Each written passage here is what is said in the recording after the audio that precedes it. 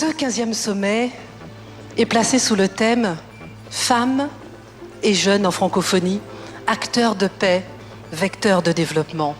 C'est autour de ce thème qui s'est ouvert ce samedi 29 novembre à Dakar, le 15e sommet de la francophonie, l'occasion pour Joseph Kabila, président de la République démocratique du Congo, de dresser le bilan du 14e sommet de Kinshasa.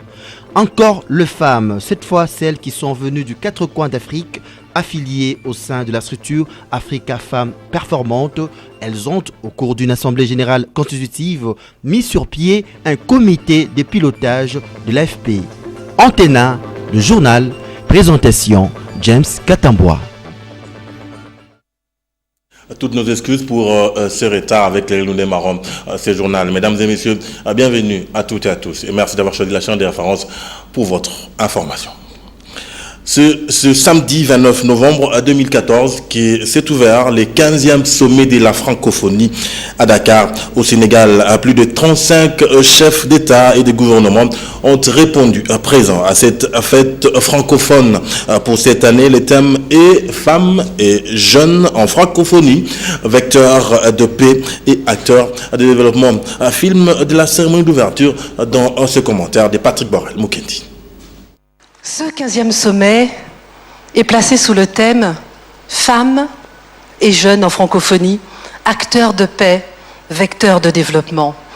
Et Monsieur le Président, cher Macky Sall, et ce ne sont pas les premières dames qui vont me contredire, au nom de toutes les femmes, merci de nous avoir mis en valeur.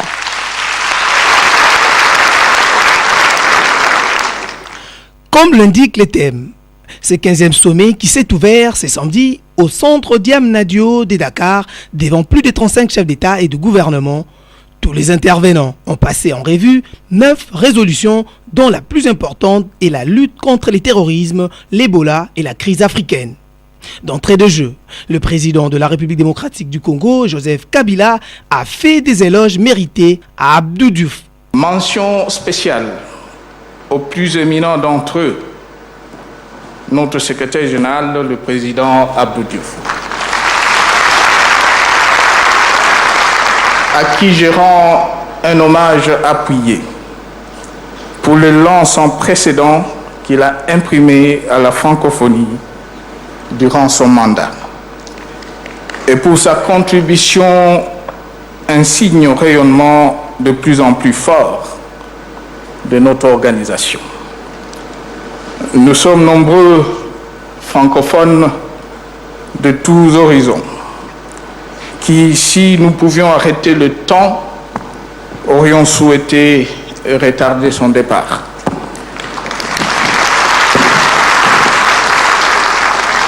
Faire à cet égard le constat de notre impuissance, c'est aussi prendre conscience du défi immédiat qui nous interpelle.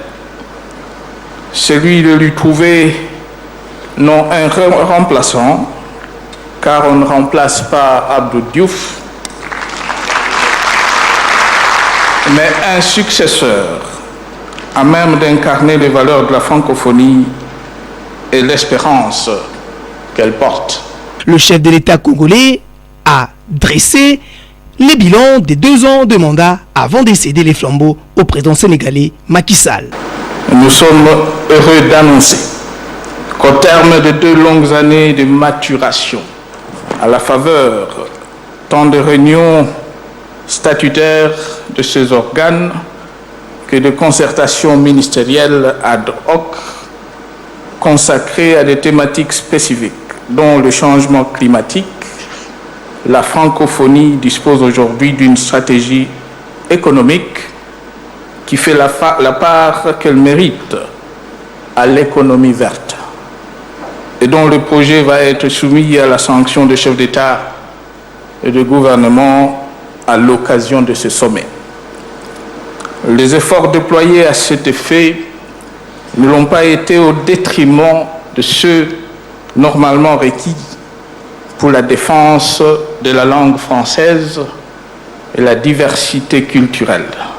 Prenant la parole, le président français François Hollande a déclaré qu'Abdou Diouf est un véritable homme d'État. Un homme ou une femme d'État sert d'abord son pays. C'est son devoir. Mais un homme, une femme d'État sert aussi des valeurs universelles et est capable à un moment de s'élever au-delà même de sa condition nationale pour devenir un acteur de la vie internationale. Et c'est ce que vous avez fait, cher Abdou Diouf. Vous avez été un exemple d'abord. Acceptez que l'alternance puisse exister dans votre pays.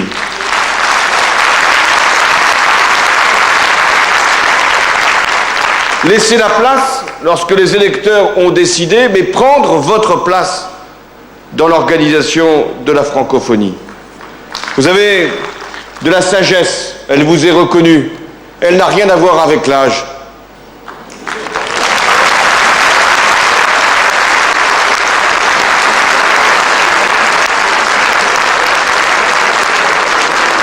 Vous avez de l'expérience, ça n'a rien à voir avec le nombre d'années passées à la tête d'un mandat.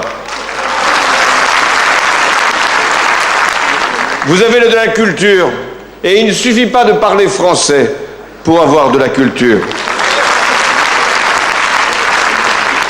Mais vous avez fait beaucoup pour la cause qui est la nôtre, la langue française. Beaucoup pour la démocratie, beaucoup pour la paix. Il a renchéri que la démocratie est tributaire du respect de l'ordre constitutionnel. Certains pays, au sein même de notre organisation, ont traversé des crises politiques graves. Et ce fut l'honneur du secrétaire général et de l'ensemble des membres de notre organisation de réussir à surmonter ces crises grâce à des médiations.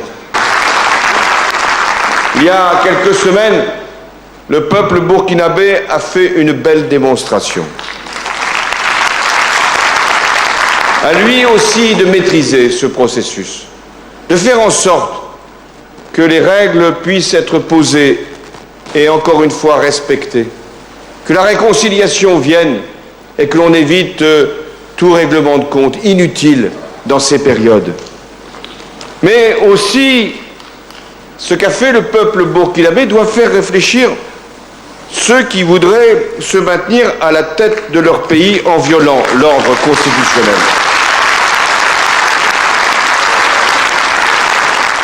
C'est à l'issue de ce 15e sommet que les chefs d'État et de gouvernement choisiront les successeurs du secrétaire général de l'OIF, Abdou Diouf. 5 prétendants sont en course, à savoir Michael Jean du Canada, Henri Lopez du Congo, Pierre Bouyoya du Burundi, Jean-Claude Lestrade de l'île Maurice et Augustin Nzengfou de la Guinée équatoriale. Dans un tout autre registre, venu de partout à travers l'Afrique, les femmes affiliées au sein de Africa Femmes Performantes ont pris rendez-vous à Kinshasa pour y tenir leur assemblée générale constitutive. Militantes de la promotion du talent de la femme africaine, elles ont mis en place un comité de pilotage de l'AFP ce samedi 29 novembre 2014. La Camerounaise Patricia Seke, qui en est la présidente, a déclaré que leur coopérative vise à investir en la femme. Eric Izami et David Tembeni. Elles ont toutes pour mère l'Afrique et ambitionnent de promouvoir les talents de femmes. Dans leur structure qui se veut une coopérative pas comme les autres, elles ont jeté leur dévolu sur le Congo-Kinshasa pour abriter le siège de Africa Femmes Performantes et la raison est bien simple. Le Congo-Kinshasa, c'est un pays qui, lorsqu'il va atteindre sa vitesse de croisière, le continent africain n'aura plus de problème. Le Congo-Kinshasa a été choisi parce que les femmes congolaises sont les adhérentes de premières heures d'Africa Femmes Performantes. Venues en effet du Cameroun, Centrafrique, Tchad, Côte d'Ivoire, la France, les États-Unis et d'ailleurs, en connexion avec la diaspora, Africa Femmes Performantes veut aider la femme avec l'octroi de crédit. Elle n'est pas comme les autres, c'est une coopérative d'épargne, de crédit et d'investissement des femmes d'Afrique et de la diaspora. Pourquoi et d'investissement? Parce que nous voulons rentrer dans les projets, des projets agricoles par exemple, pour ne parler que ça parce qu'il s'agit d'un secteur qui touche beaucoup la femme rurale parce que beaucoup de femmes sont dans l'agriculture. Cette structure en est au 5e congrès et les Congolaises adhèrent en masse depuis le début de cette initiative à laquelle elles attachent un intérêt particulier. Tout le monde va devoir adhérer et qu'on va donner des microcrédits aux femmes pour les initiatives mobilisatrices de revenus pour la survie et le bien-être de leur famille. Bref, c'est ça. Moi, je ne suis qu'une accompagnatrice jusque-là. Je suis des droits membres en tant que femme africaine, mais jusque-là, dans les congrès, je continue à accompagner. C'est pourquoi je suis venue. Je crois palme d'or à ces femmes-là. Je crois que c'est elles qui peuvent encore dire mieux que moi. Provisoirement, pour piloter cette structure, un comité de 9 membres a été élu pour mener à bien les activités devant être profitables aux femmes pour le bien-être des familles en Afrique. La délégation de la Commission électorale nationale indépendante, CENI, conduite par les rapporteurs adjoints Onésime Koukatoula, a participé ce vendredi 28 novembre à un séminaire sur la gouvernance et le développement à l'Université catholique du Congo. C'était dans le cadre du jubilé d'argent de la faculté d'économie et de développement. Nadia Koulenfouka Malala pour le commentaire. Après la clôture du séminaire sur l'imprégnation de membres de l'Assemblée plénière sur le genre et élections, la délégation de la CENI conduite par le rapporteur adjoint, le professeur Onésime Koukatoula, a participé à un autre séminaire scientifique à l'Université catholique du Congo sur la gouvernance et le développement. Des assises qui se tiennent dans le cadre du jubilé d'argent de la faculté d'économie et de développement ont été une opportunité pour Onésime Koukatoula de rappeler que les élections sont un processus qui se prépare. Comme nous sommes à la faculté d'économie et développement, j'aimerais d'ores et déjà souligner que les élections qui déterminent les institutions politiques, c'est-à-dire les animateurs du pays, sont un déterminant important pour les investissements directs étrangers et d'une manière générale sur toute l'économie. Les interventions qui ont suivi étaient axées sur le genre et élections ainsi que la place de la jeunesse dans le processus électoral en RDC. Une manière pour la CENI d'inviter la jeunesse à s'impliquer de manière effective et d'améliorer sa participation aux élections à venir.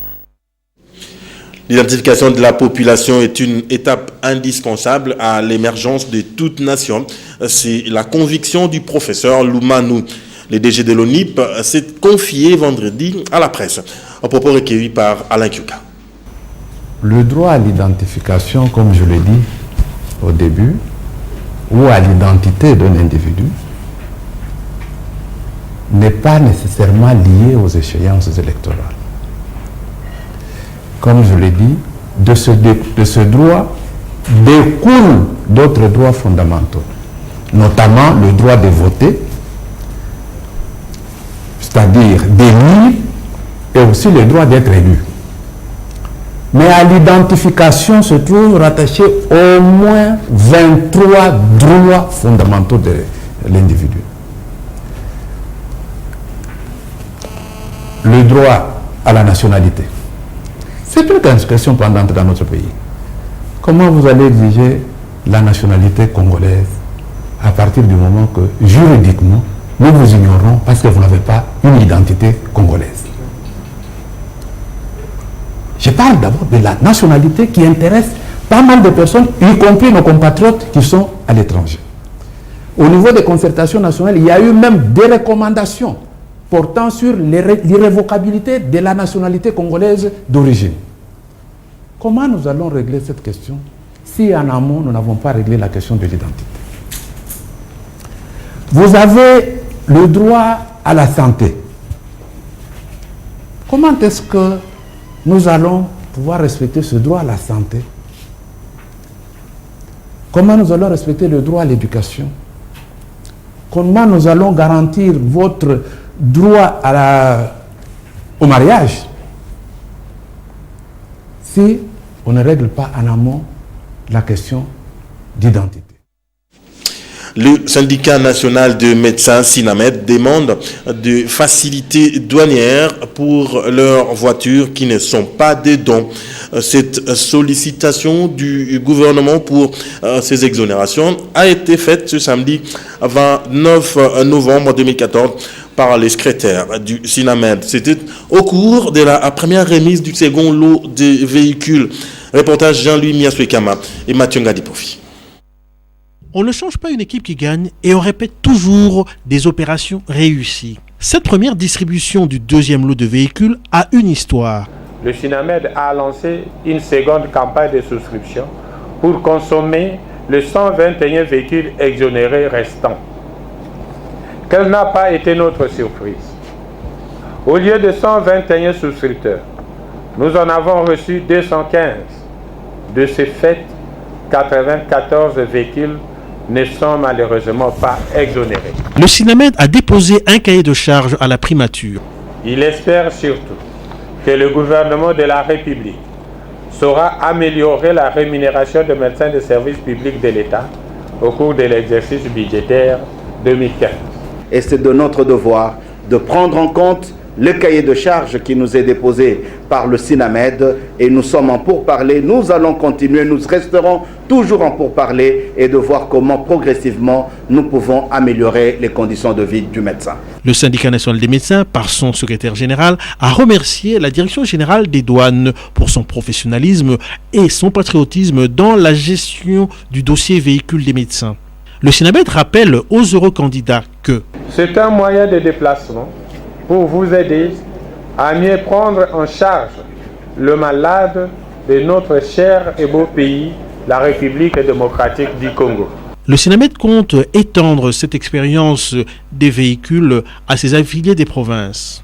Cette opération est rendue possible grâce à une banque qui a accordé un crédit et à un concessionnaire.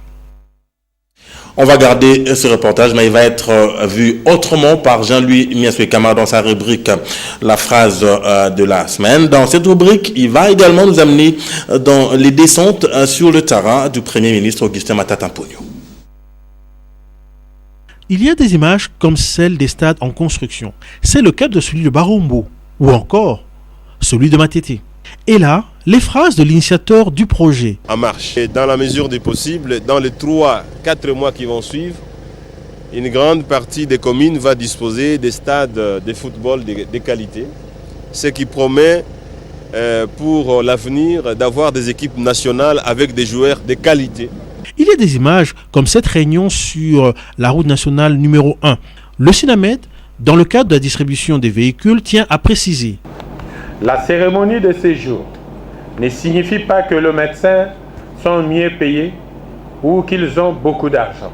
Et à renchérir. Le syndicat national de médecins remercie le gouvernement de la République pour la régularité de la paye qui permet aux médecins souscripteurs de respecter leurs engagements avec leurs banques partenaires.